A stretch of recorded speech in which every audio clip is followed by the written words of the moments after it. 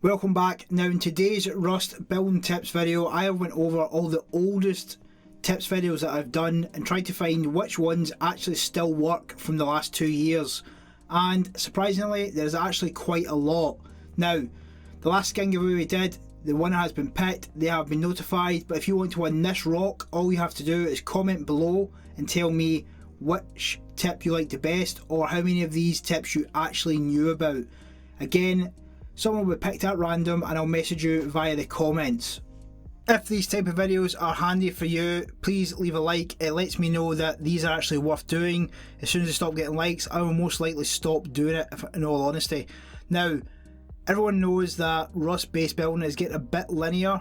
Unless you build a massive base, you're really going to struggle because the smaller tricks have all but gone. However, as I said, I've went over all the old tips videos I could find and tried to find the ones that still work. Now, for those that don't know, you can have automatic doors and not show any pressure pad whatsoever.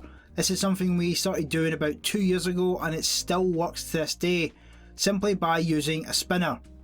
Now, spinners are a bit like rugs where you can stack them on top of each other, and when you take the ones below away, it then leaves the very furthest one still in the air. As you can see, as you stack them here, all you have to do is put 3 down, then lift the bottom 2 and leave the furthest one floating. Step back, wait till the pressure pad goes blue, and as soon as it does, all you have to do then, drop it in place and wire it up. This is very good for traps. Insanely good for traps. We've used it a lot in the past because people can't see it, so they feel more comfortable with entering a base, etc. So it works very well. But in your own base, if you want to hide them, so you use them for your doors but you don't want them seen by anyone, very good little trick to know about. You can also do it other ways as well, using shelves. This is probably, I think, a better way for traps because you can put it on a lower floor and just raise it up using the half walls. As you can see, wiring it up, running back through, opens the door, nice and simple. Very good little trick to know about, especially if you do like playing around with trap bases. This is a lot better than using the heartbeat sensor because you can't hear it, or the laser because you can't see it.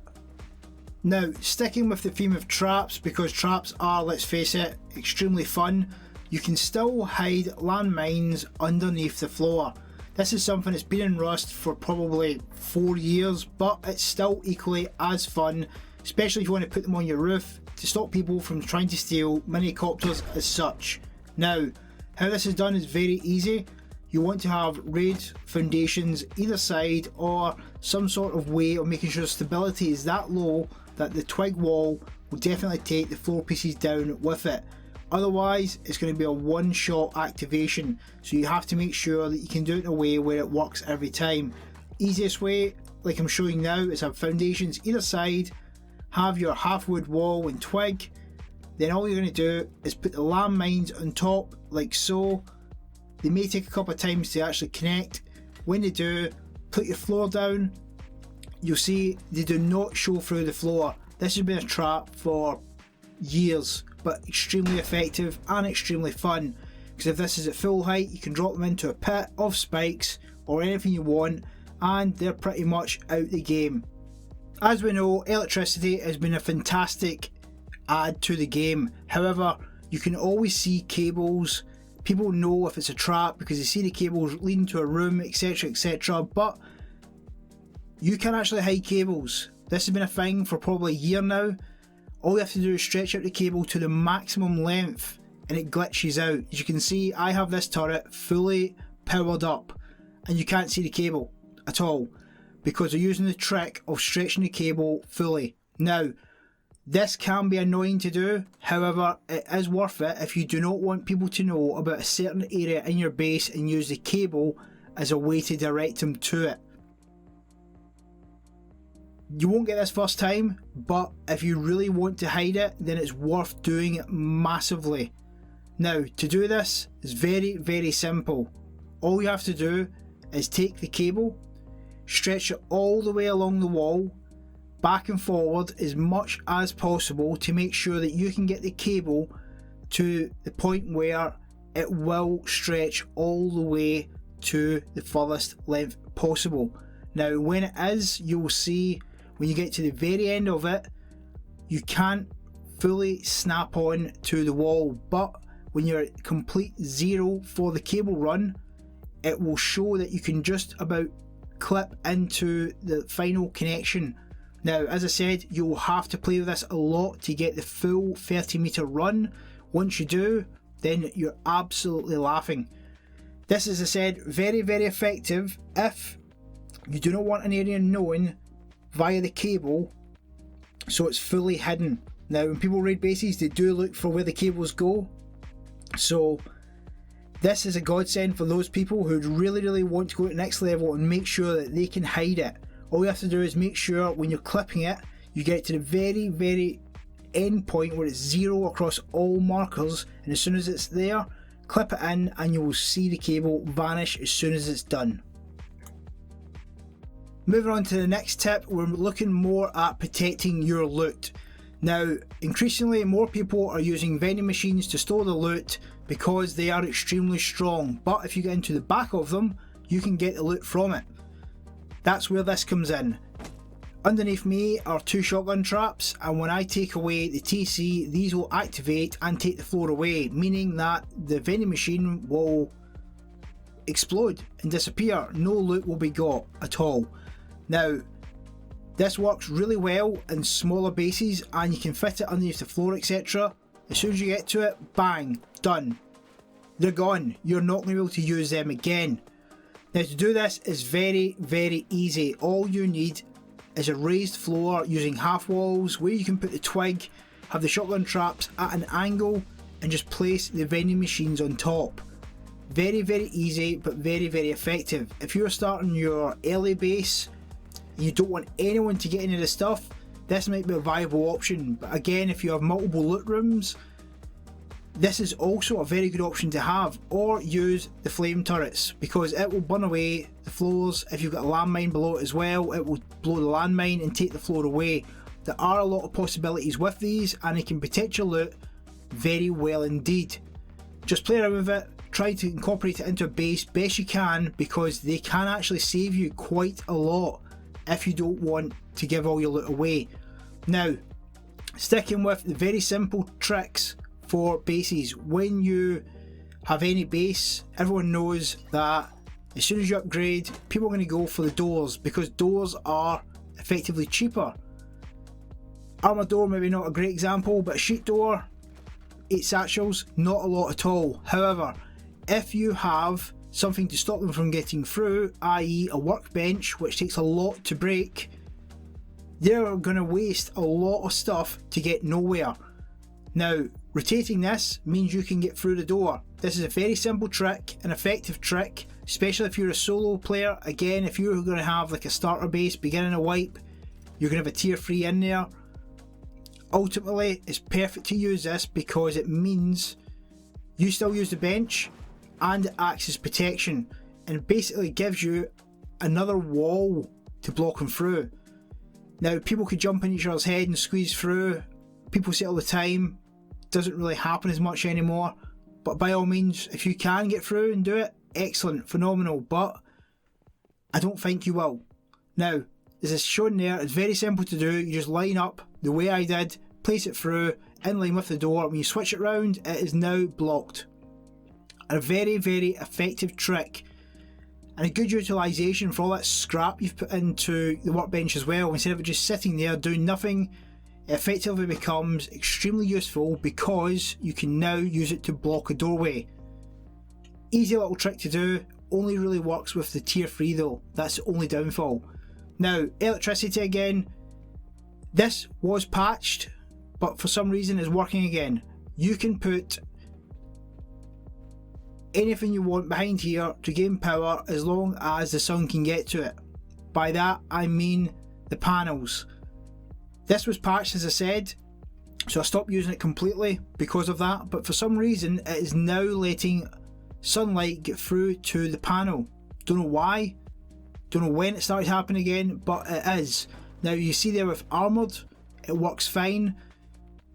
All you have to do is line up roughly like I have with mine. You can test this with twig, so don't worry, or upgrade to stone and just quickly demolish it if it doesn't work or you've placed it wrong. So bear that in mind. Make sure that you have checked fully before you let the timer go, before you can demolish this stuff, or you're stuck with a roof piece and a battery with no power. Once it's in, I'll show it in stone. Take a couple of seconds just to show it that it still does get charged. Now this is effective if you just want a little run for just your lights, or if you want a main battery just powering up.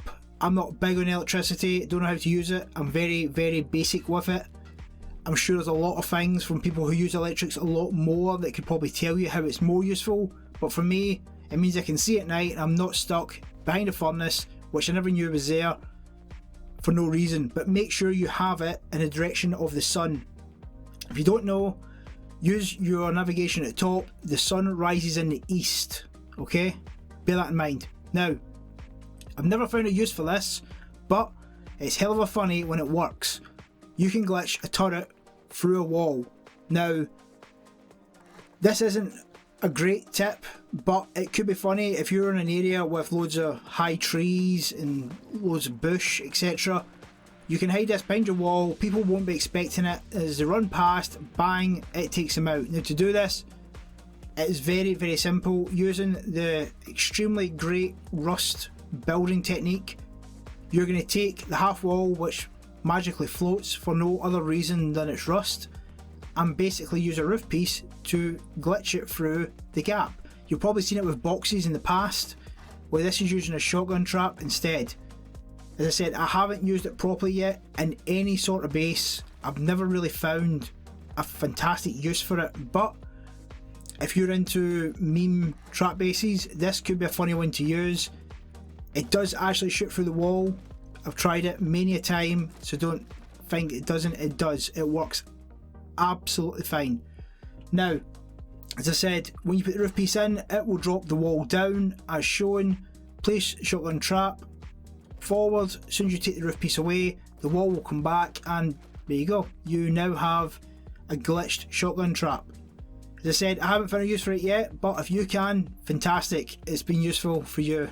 It will never be any use for me other than this video. Now, I showed this a long time ago, and a lot of people didn't actually know you can put things on top of high external walls. Now this is just an example. Yes, you can spear out the shelves, etc. We already know this, but people still do walk through the barbed wire at the top and just syringe up. You can also put landmines up here, shotgun traps, you name it. However, if you're in a big compound and you have got, say, a gap between high external walls, if you have this on the inner side, when you take that wall down, it's going to protect that area. Is it foolproof? No. Is it funny when people die when it's shooting rockets from them? Yes. So again, if you can use it, why not use it? A lot of big bases, it could come in useful. Just please remember, when you have to fill them back up, you're going to have to build some sort of scaffold to make sure you can do it. Now I'll quickly show it. It's very self-explanatory how to do this. However, someone will say, how do you do that? So this is how you do it. I'm obviously flying around, but you need to build a scaffold, as I said. When you move the shelves, place it on top. You will not be able to, at eye line, drop down a turret. You'll see it flick blue, but won't do it. You'll have to go higher up, as I'll show in a second. Then from there, it will let you place the turret through the barbed wire. Then again, eye line won't let you do it in the shelf, but when you go above it, it will let you actually do it. You can't place anything on top of the shelves because they've got no connecting surface, so it won't work at all. Now, as I said, this can be useful if you have a large base. If you don't have a large base and you just live in a 1x1, this is absolutely no use to you whatsoever. And please remember, you have to power them up. Don't just put them up there thinking that they're going to save you, because they won't. You actually have to put power to them, and you have to go through all that rigmarole as well. Now again, this is one more for the solos. This was an old trick which I've not seen done for a while, but you can actually hide boxes behind a vending machine, meaning this little git becomes the enforcer. All you have to do is rotate it and you can actually access the boxes. Very simple. This can be glitchy. You see it will close and open the door. Take the door off if you need to, but if you look to the side, as you're looking down the side of it, it will let you open the box. It may take a couple of goes, but it actually will let you do it. Now you can see I am struggling a little bit, but as soon as you take the door off, it lets you through. You can actually see through a part of the vending machine as well. You can see getting into the box can be difficult, but don't worry, just keep trying. Normally I would cut this, but I want you to see that you will come across this problem, but you can use it. But I would say make sure you practice on a build server, because if you get it wrong, you've just wasted a lot of resources on a vending machine for no reason other than it's blocking you from your own loot. Very effective early game because it stops people from just taking your doors and getting everything for what, say 4 doors. You can put a 1x1 at the back, metal it up, and if they get your loot, which they probably will, they're going to have to work for it. And when they find out all you've got is hemp seeds, they're going to be super happy. Now, to do this, very easy. There's 2 key fundamentals to do this properly.